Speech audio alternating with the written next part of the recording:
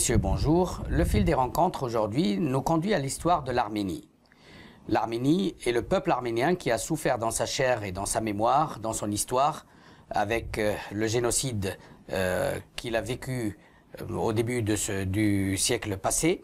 Pour parler de cela avec nous, mais pas seulement, nous recevons aujourd'hui Antoine Bagdikian, qui est le président de l'ANAC, de l'Association des anciens combattants arméniens et président de l'Institut arménien de France. Nous allons évoquer avec lui une initiative qu'ils ont décidé d'organiser, un festival important qui aura lieu et se tiendra en 2015, un festival qui va montrer qu'il y a plus de choses qui nous rapprochent que de choses qui nous séparent, que la terre d'islam, la terre arabo-musulmane, a été un foyer d'accueil pour les Arméniens qui étaient pourchassés, qui fuyaient le génocide et les massacres et l'oppression lors d'un passage important de leur vie et de leur histoire, ont finalement trouvé refuge chez les musulmans, dans les pays arabes du Moyen-Orient, mais également dans d'autres pays. C'est pour évoquer tout cela et revenir à une conclusion absolument importante, à savoir que c'est avec cette tolérance, avec cet accueil, que l'on peut se soutenir et que l'on peut vivre et coexister pacifiquement ensemble, que je reçois Antoine Bagdikian. Bonjour. Bonjour. Donc, comme je l'ai présenté, aujourd'hui, on ne peut pas évoquer l'histoire de l'Arménie et des Arméniens sans émotion. Dans mon esprit, dans celui de beaucoup de personnes, il n'y a pas de graduation de la souffrance dans la souffrance des peuples à travers l'histoire. Pour moi, la souffrance du génocide premier qui a eu lieu des Indiens d'Amérique et la souffrance du génocide des Arméniens ou du génocide des peuples juifs pendant la Deuxième Guerre mondiale ou d'autres souffrances d'autres peuples sur cette terre sont égaux parce qu'ils partent d'une seule racine, celle de la haine, celle du refus et du rejet de l'autre. Je voudrais plus vous laisser la parole et vous rappeler, si vous le voulez bien, à nos téléspectateurs, quelle est l'origine du pogrom et des massacres qui ont été perpétrés sur la population arménienne sous l'Empire ottoman et non pas en Turquie, parce que la différence est importante historiquement parlant. On voudrait en connaître les causes, les origines et les conséquences très rapidement. Merci de me donner la parole, Monsieur Matlouti. En fait, on peut considérer que toute cette péninsule qu'on appelle aujourd'hui la Turquie était depuis 4000 ans une péninsule chrétienne. Comme vous le savez, Byzance était installée depuis longtemps, une quantité impressionnante de richesses architecturales.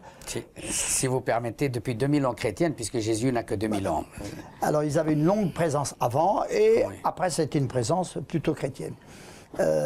Byzance, la chrétienne, a été bousculée en l'an 1453 par les tribus seldjoukides et ottomanes. 1453. Tout ce qui est antérieur est évidemment dû à des chrétiens ou à ceux qui précédaient les chrétiens. Depuis 1453, l'Empire ottoman s'est installé sur cette péninsule et de fil en aiguille ont envahi d'autres pays chrétiens et aussi des pays musulmans. Puisque l'Empire ottoman s'étendait jusqu'en Algérie, en couvrant le Maghreb, en couvrant les Balkans. Et cet empire a eu des politiques diverses pour éteindre les velléités de reconnaissance des uns des autres. Alors on peut diviser ça en deux. Il y a eu d'abord les vicissitudes concernant les chrétiens, parce qu'il a fallu, dès que l'Empire ottoman s'est démembré et que les autorités ottomanes ont constaté que le pays avait des chrétiens partout, et que d'autre part, l'Empire ottoman a été ulcéré de voir que les Balkans leur ont infligé des défaites, que les Balkans se sont libérés, Hongrie, Bulgarie, puis la Grèce. Ils ont été ulcérés que le monde arabe s'est aussi rebellé. N'oublions pas qu'il a fallu un Anglais, Lawrence, pour soulever les pays arabes. Et les pays arabes ont aussi payé un lourd tribut à l'Empire ottoman, puisqu'on a 110 chefs de tribus arabes qui ont été pendus par l'Empire ottoman. Alors je dirais qu'il y a une solidarité des victimes de l'Empire ottoman. Si vous permettez, ça c'est une schématisation d'une période historique quand même très importante de votre point de vue, parce que l'histoire, bien évidemment, a des éclairages en fonction du vécu et du point de vue et de chacun comment il voit l'histoire devant sa porte. Bien évidemment, Les Ottomans ne partagent pas du tout cette introduction que vous avez faite et ils ont leurs arguments également. Même au sein même de la communauté musulmane, il y en a également qui ne partagent pas cette vision puisqu'ils disent que c'était le califat et non pas l'empire et que de ce fait, ce n'était pas une velléité turque de vouloir avoir une expansion pour leur empire, mais tout simplement l'extension de l'empire musulman et du califat musulman. Ça, c'est un autre débat que nous n'évoquerons pas, mais pour la justesse de l'histoire, je voudrais simplement rappeler aux téléspectateurs qu'il y a deux points de vue de ce côté-là. Bien évidemment, aujourd'hui, c'est le vôtre, celui des Arméniens. Mais une chose me surprend dans ce que vous venez de dire, à savoir que les Turcs n'existaient pas. Écoutez, le mot Turquie est né en 1923. Il ne faut pas donner le nom de Turc et de Turquie à ce qui est une période où le nom n'existait pas. On n'a pas donné le nom de Turkménistan en 1923.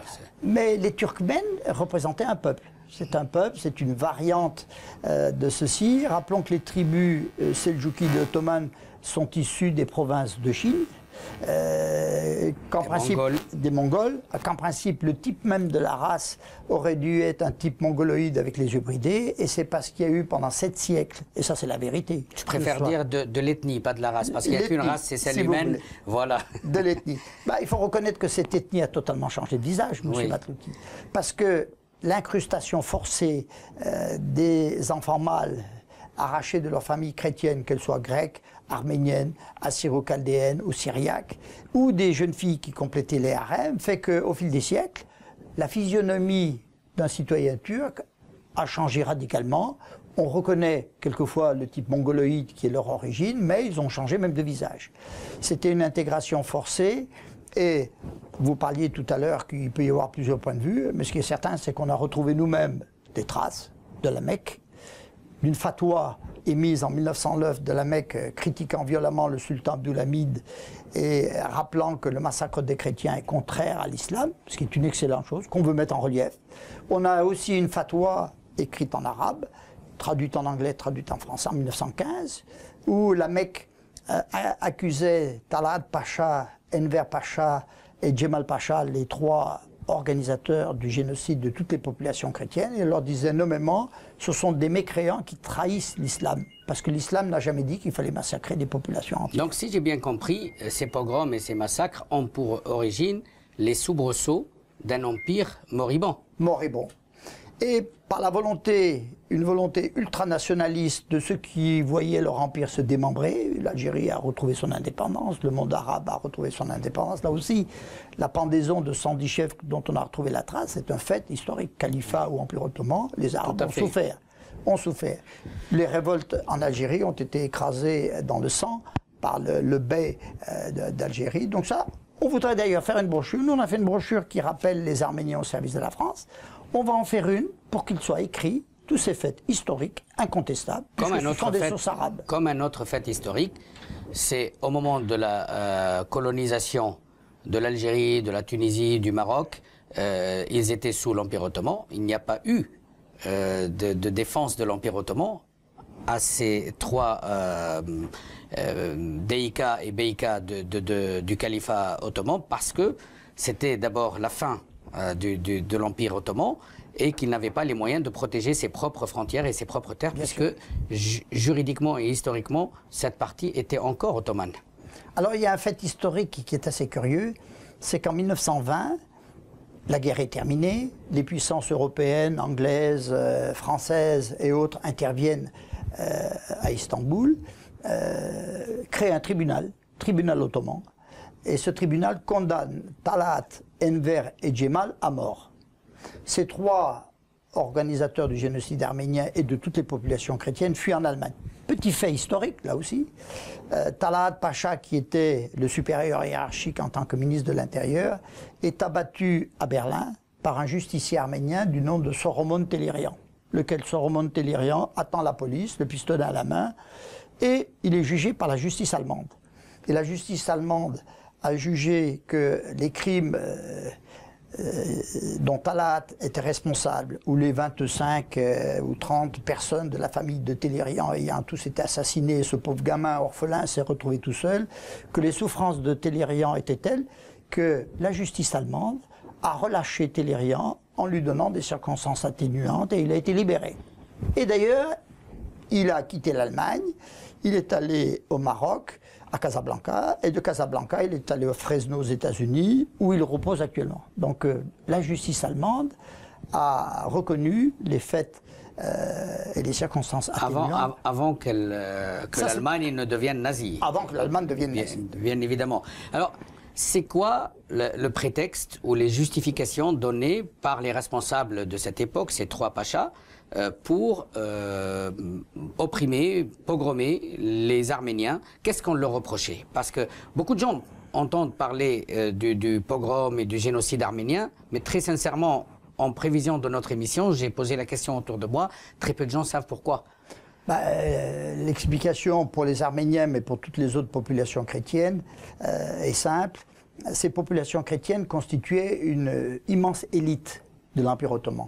Par exemple, en 1915, au moment où ce triumvirat a décrété le génocide arménien, 15 députés arméniens étaient au Parlement ottoman. 15.